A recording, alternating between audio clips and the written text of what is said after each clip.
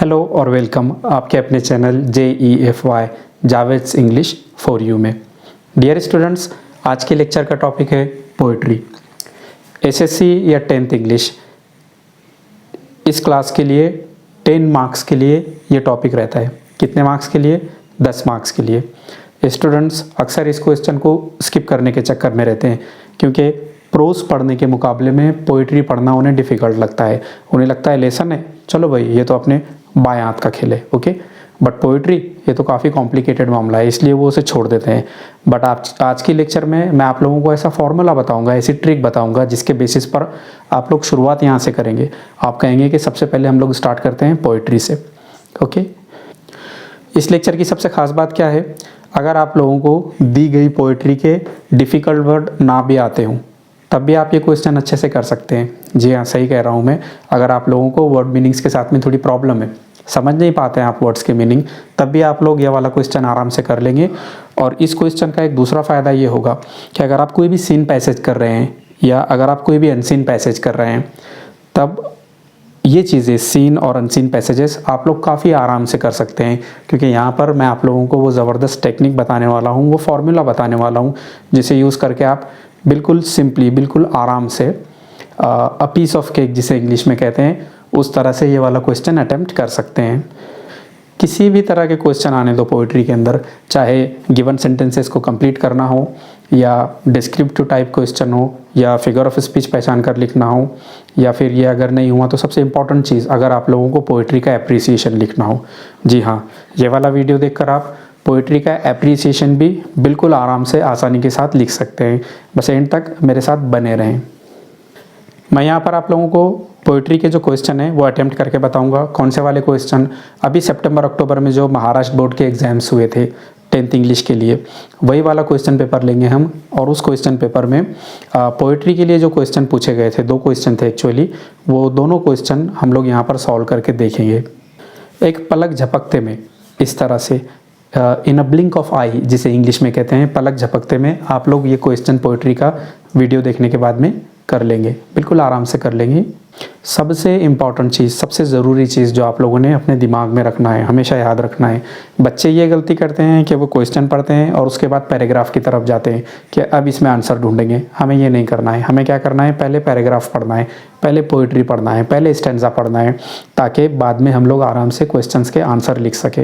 Actually होता क्या है, अगर एक पैराग्राफ दिया हुआ है, सीन या अनसीन पैराग्राफ है या पोइट्री है, और उसके नीचे 10 क्वेश्चन है मान लीजिए, तो बच्चे 10 बार क्वेश्चन पढ़ते हैं और 10 बार पैराग्राफ पढ़ते हैं उस आंसर को ढूंढने के लिए। जैसे ही उनको आंसर मिलता है वो लोग फिर दूसरे क्वेश्चन पे आते हैं। हमें ये नहीं करना है। हमें एक बार पैराग्राफ पढ़ लेना है और बाद में क्वेश्चंस पढ़ना है।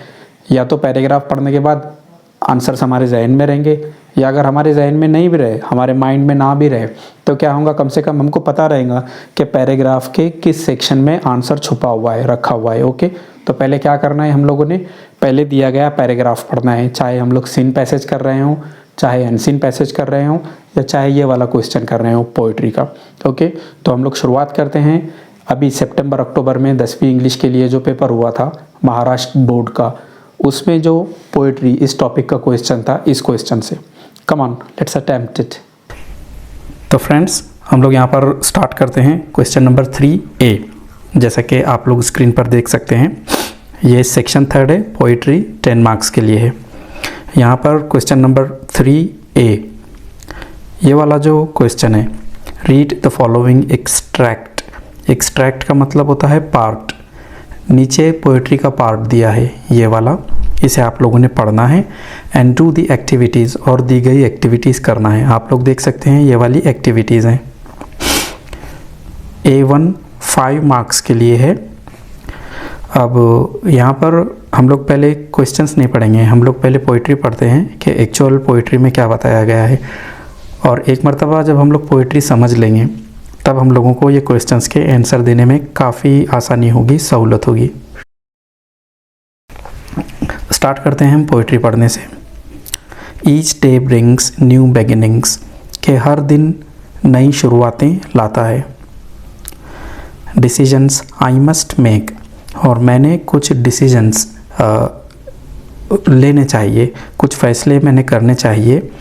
I am the only one two choose, और मैं ही चूज़ करूँगा, मैं ही चुनूँगा, सेलेक्ट करूँगा। The route that I will take, कि मुझे किस रास्ते पर जाना है।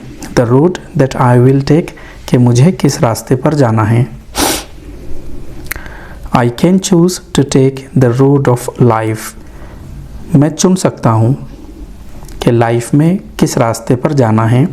That leads to great success, जिससे मुझे ग्रेट सक्सेस मिले, बड़ी कामयाबी मिले, बहुत बड़ी मेरी जो है तो जीत हो।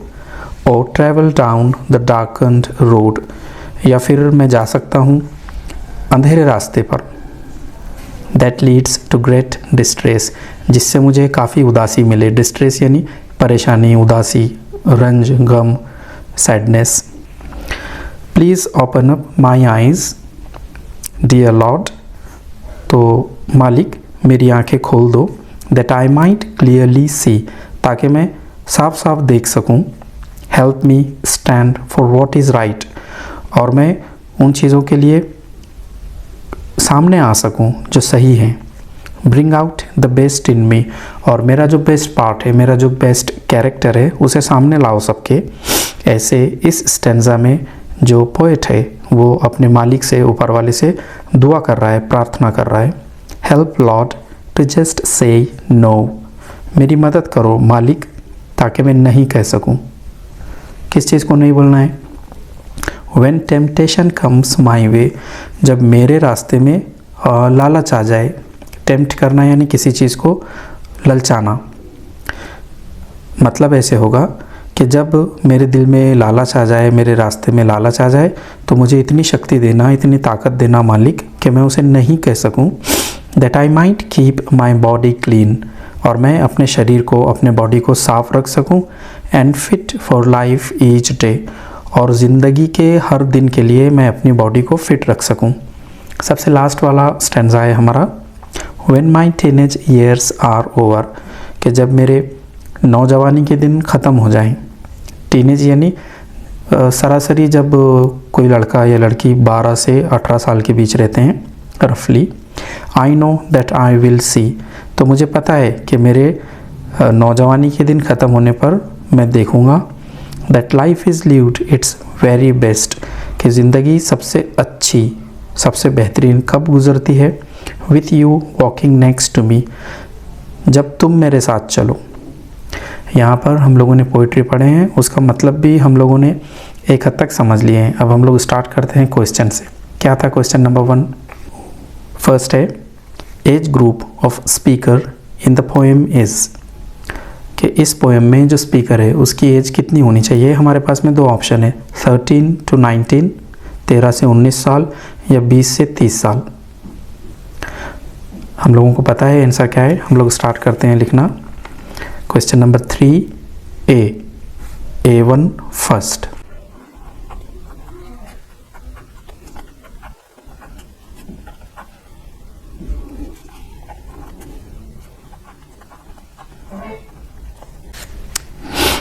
सेकंड है, the right decision leads to, leads यानी हमें ले जाता है। राइट डिसीजन हमें कहाँ ले जाता है? ग्रेट सक्सेस या ग्रेट डिस्ट्रेस, बड़ी कामयाबी मिलती है या बड़ी हम लोगों को उदासी मिलती है, सैडनेस मिलती है। लिखते हैं आंसर हम लोग।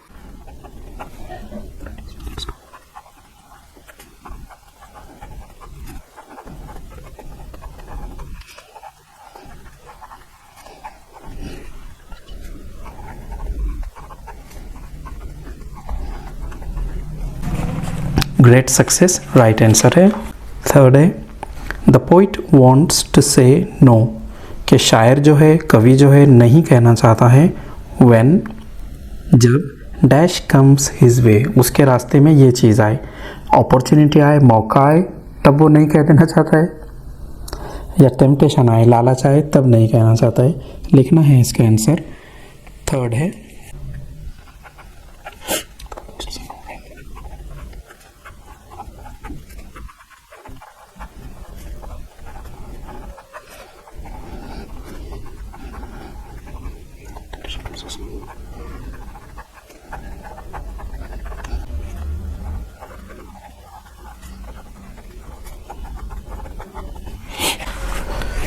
राइट जो आंसर है वो है टेम्पटेशन कम्स हिज वे। जब उसके रास्ते में लालच आए तब पोएट चाहता है कि उसे नहीं कहना है। नंबर 4 है the poet prays to the lord. Poet अपने मालिक से दुआ करता है to help him for what is, कि उसकी मदद करे किस चीज़ में, फॉर वॉट इज़ राइट, जो चीज़ सही है उसमें, या वॉट इज़ रॉन्ग, जो गलत है उसमें।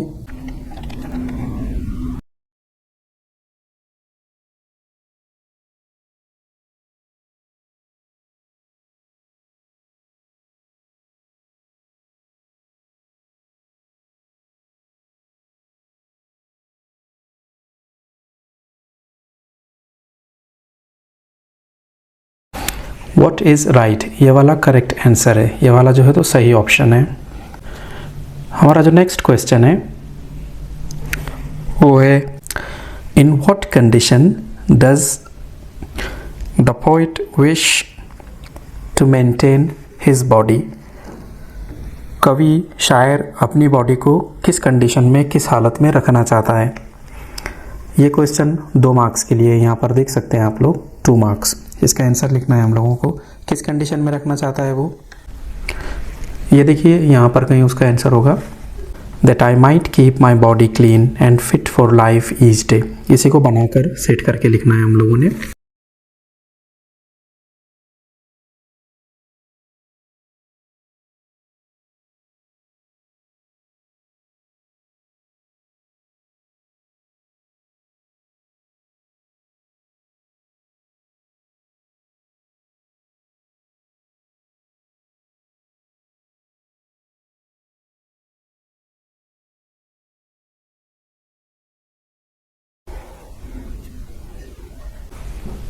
नेक्स्ट क्वेश्चन है हम लोगों का A3।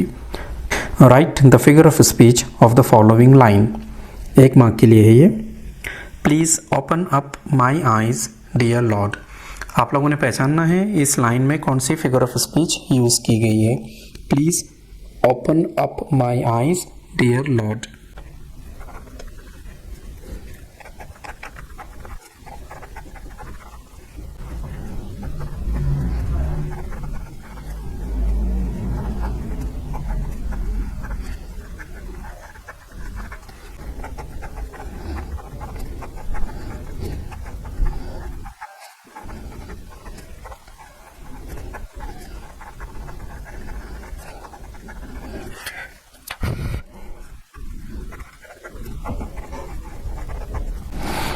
आप लोग देख सकते हैं मैंने यहाँ पर 2 आंसर्स लिखा हूँ। पहला है alliteration.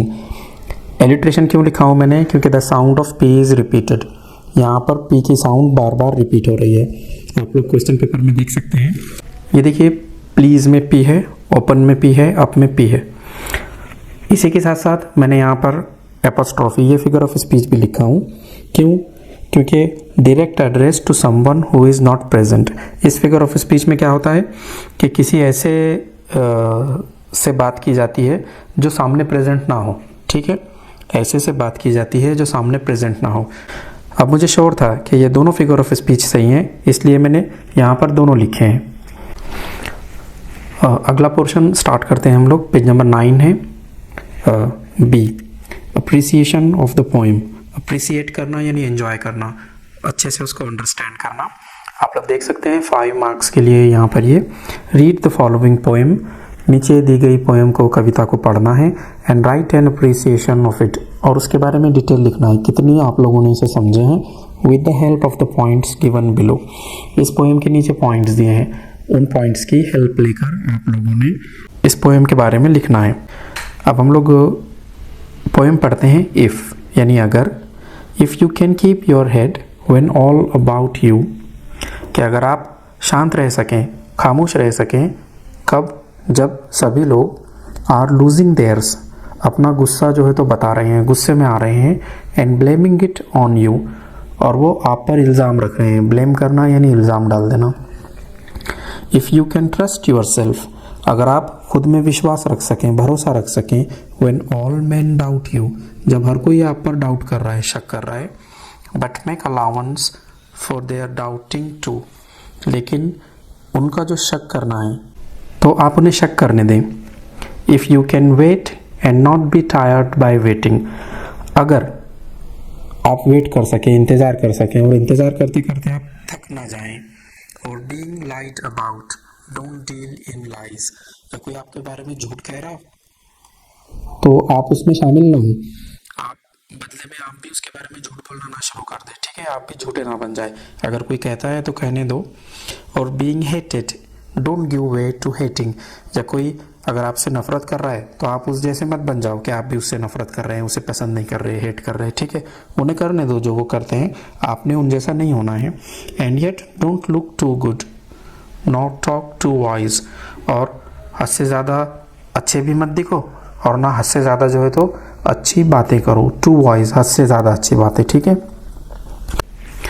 If you can dream and not make dreams your master, अगर आप सपने देखो और सपनों को अपने ऊपर हावी मत होने दो, ऐसा नहीं कि सपने आपको कंट्रोल कर रहे हैं, ड्रीम्स कंट्रोल कर रहे हैं, नहीं। If you can think and not make thoughts your aim, अगर आप सोच सकते हैं तो सोचो और खाली अपनी सोच को, अपनी थिंकिंग को अपना मकसद मत बना लो कि प्रैक्टिकल लाइफ में आप कुछ नहीं कर पा रहे और खाली सोचते रह रहे हैं, ऐसे भी मत करो। If you can meet with triumph and disaster, अगर आप मिल सको किससे, जीत से, और डिज़ास्टर यानी कोई हादसा है, कोई एक्सीडेंट है उससे, यानी जो कुछ भी आपके रास्ते में आता है, जीत आती है या फिर कोई परेशानी आती है। And treat those two impostors just the same, तो आपने अच्छे से इनको फेस करना है, जीत को भी और परेशानी को भी, बिल्कुल बढ़िया आप लोगों ने इन्हें फेस करना है। If you can bear to hear the truth, अगर आप सच को सुन सकें। यूव स्पोकन, जो आप कह चुके हैं। Twisted by knaves to make a trap for fools, कभी कभार क्या होता है, सच को तोड़ मरोड़ के टेढ़ा मेढ़ा करके पेश किया जाता है और बेवकूफ़ लोग इस जाल में फंस जाते हैं। और watch the things you give your life to broken, कभी कभार ऐसा होता है कि अपनी लाइफ, अपनी ज़िंदगी आप लोगों ने जिन चीज़ों के लिए दी हैं तो वो चीज़ें आपको टूटती हुई दिखती हैं, यानी काफ़ी सारा आपने किसी चीज़ के लिए काम किया है और आपको लगता है कि अब वो काम बेकार चला गया, आपकी मेहनत जो है तो पानी में गई है। And stoop and build them up with worn out tools, तब भी आपने हिम्मत नहीं करना है, आपने झुकना है और उन चीज़ों को वापस बनाना है, रिपेयर करना है। अगर आपके पास बनाने के लिए कोई चीज़ नहीं है तो भी जो कुछ भी आपके पास है उससे बनाना है। थोड़ी सी डिफ़िकल्ट है पोएम ये, हो सकता है एग्ज़ाम में आप लोगों को सारे के सारे वर्ड्स ना समझे तो क्वेश्चन छोड़ नहीं देना है, जितनी आप लोग समझ सकते हैं उतनी समझना है। लास्ट का हमारा स्टैंजा शुरू है। If you can talk with crowds and keep your virtue, अगर आप काफ़ी सारे लोगों से बातचीत कर सकें और अपनी अच्छाई बाकी रख सकें। और walk with night Kings nor lose the common touch, अगर ऐसा भी हो रहा है कि आप बड़े लोगों के साथ चल रहे हैं, राजाओं के साथ चल रहे हैं, बट आप लोगों ने कनेक्टेड रहना है आम लोगों से। If neither foes nor loving friends can hurt you, अगर ऐसा होता है कि दुश्मन भी आपका कुछ नहीं कर पा रहे और दोस्त भी आपका कुछ नहीं कर पा रहे, है ना, कभी कभार दोस्त भी हम लोगों को चोट पहुंचाते हैं, तो दोस्त दुश्मन आपका कुछ नहीं कर पा रहे हैं। If all man count with you but none too much, अगर सारे के सारे लोग आपके साथ हैं लेकिन आप हद से ज़्यादा किसी के भी करीब नहीं हैं। If you can fill the unforgiving minute with 60 seconds worth of distance run, अगर आप, अब ये देखिए थोड़ा सा डिफ़िकल्ट स्टैंजा है। If you can fill the unforgiving minute, अगर आप 1 मिनट की जो टाइम है 1 मिनट का आप उसे पूरा कर सकें with 60 seconds worth of distance run, एक सेकंड उसका, यानी पूरी की पूरी आप उसकी वैल्यू ले सकें। Yours is the earth and everything that's in it, तो फिर ये धरती, ये ज़मीन आपकी है और इसमें जो कुछ भी है वो सब भी आपका है।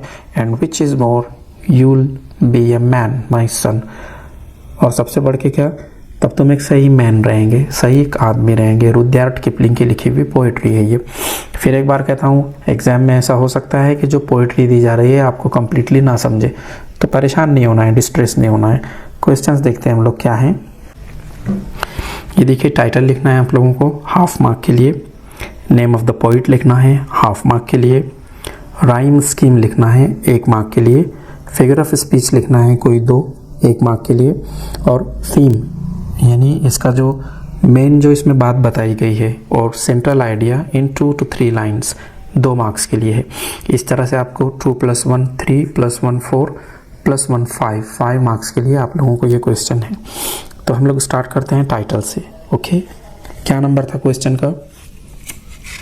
Question number 3B।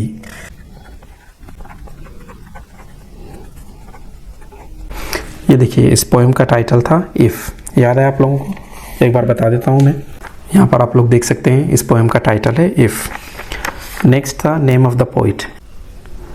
ये देखिए यहाँ पर दिया है रुडयार्ड किपलिंग।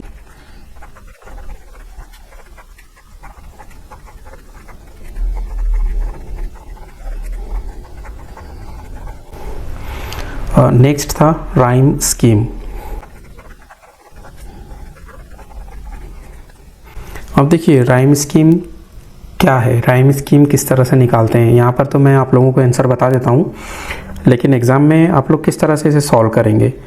एग्ज़ाम में जब तक ये चीज़ आपके समझ में नहीं आती है, आप लोगों को आंसर लिखना थोड़ा मुश्किल होगा। स्क्रीन पर देखिए, यहाँ पर एक मेरे चैनल पर वीडियो है। अगर आप लोग ये वीडियो देख लेते हैं तो काफ़ी अच्छे से आप लोगों को समझ में आ जाएगा कि पोइट्री को किस तरह से एंजॉय करना है और राइमिंग स्कीम क्या है, राइमिंग वर्ड्स क्या हैं, किस तरह से राइमिंग स्कीम निकालते हैं, क्या सारी पोइट्री की राइमिंग स्कीम एक तरह की होती है। एक्चुअली काफ़ी सारी बेसिक चीज़ें मैंने इस वीडियो में इंक्लूड किया हूँ। तो जब भी आप फ्री हों ये वीडियो एक बार ज़रूर देखिए, मैं रिकमेंड करूँगा इसे। ये वीडियो को देखकर आप लोग काफ़ी डीपली, काफ़ी अच्छे से बेसिक जो इंग्लिश की चीज़ें हैं वो सीख सकते हैं। अभी हम लोग देखते हैं राइम स्कीम इस पोइट्री के लिए। अब देखिए, फर्स्ट लाइन का जो लास्ट वर्ड है यू है, सेकंड लाइन का लास्ट वर्ड भी यू है। इसे राइमिंग स्कीम में ए लिखना होगा और इसे भी ए, क्योंकि ये राइम हो गए हैं। थर्ड में यू है और फोर्थ में टू है। एक्चुअली ये भी मैच हो रहा है। तो सारी की सारी जो 4 लाइन है इनके end words you you you too सब मैच हो रहे हैं। तो ए ए ए ए इस तरह से आपको लिखना पड़ेगा। ठीक है, कोई भी ऐसे नहीं है जो मिसमैच है। ए ए ए ए इस तरह से राइमिंग स्कीम होगी। यहाँ पे वेटिंग है। अब वेटिंग देखिए इधर मैच नहीं हुआ है तो इसे बी देते हैं हम लोग। और लाइज ये भी मैच नहीं हुआ है किसी में तो इसे सी देते हैं। हेटिंग ये वेटिंग से मैच हो गया, इसे वापस बी देते हैं। और वॉइस ये लाइज से मैच हो गया तो इसे हम लोग सी देते हैं। क्या राइमिंग स्कीम होगी हमारी? ए ए ए ए बी सी। ठीक है,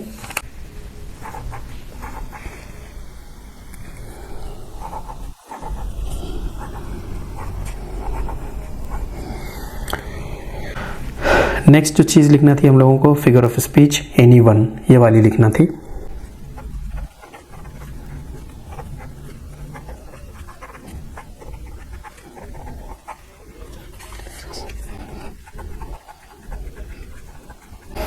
यहाँ पर एंटीथेसिस जो फिगर ऑफ स्पीच है उसका यूज़ हुआ है। और उसके बाद का जो पॉइंट है थीम और central idea in 2 to 3 lines.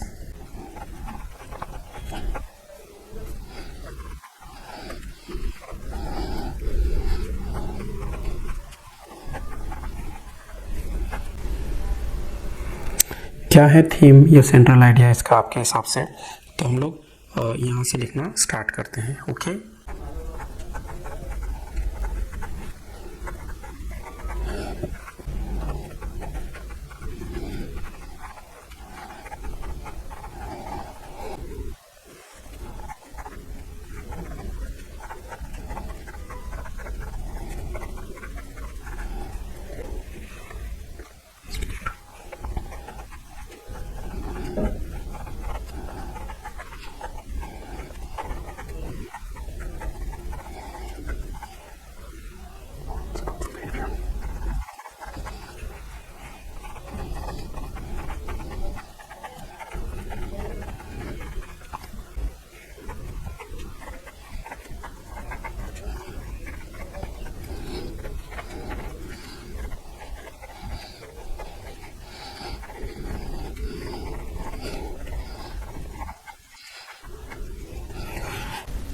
ये देखिए यहाँ पर जो हम लोगों को थीम या सेंट्रल आइडिया लिखना था, ये पोएम में क्या बताया गया है।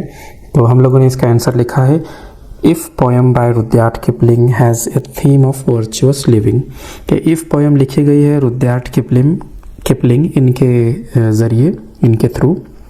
Has a theme of virtuous living, नेक ज़िंदगी कैसे गुजारना है, अच्छी ज़िंदगी कैसे गुजारना है, ये बात इस पोएम में बताई गई है। We can lead such life, हम अच्छी ज़िंदगी गुजार सकते हैं। बाय स्टिकिंग टू मॉरल्स, कैसे गुजार सकते हैं अच्छी लाइफ, मॉरल्स के साथ जुड़कर। मॉरल्स यानी अच्छी अच्छी बातें। एंड राइटफुल बिहेवियर, और ऐसा हमारा जो बिहेवियर है वो अच्छा होना चाहिए, हमारा बिहेवियर दूसरों के साथ बढ़िया होना चाहिए। इट ऑल्सो टेल्स अस, ये पोएम हमें ये भी बताती है how to be a complete man, कि किस तरह से एक मुकम्मल आदमी बनना है, किस तरह से एक कंप्लीट इंसान बनना है। एंड हैंडल लाइफ, और सबसे बढ़कर जो बात इस पोएम में बताई गई है कि लाइफ को कैसे अच्छे से हैंडल करना है हम लोगों ने।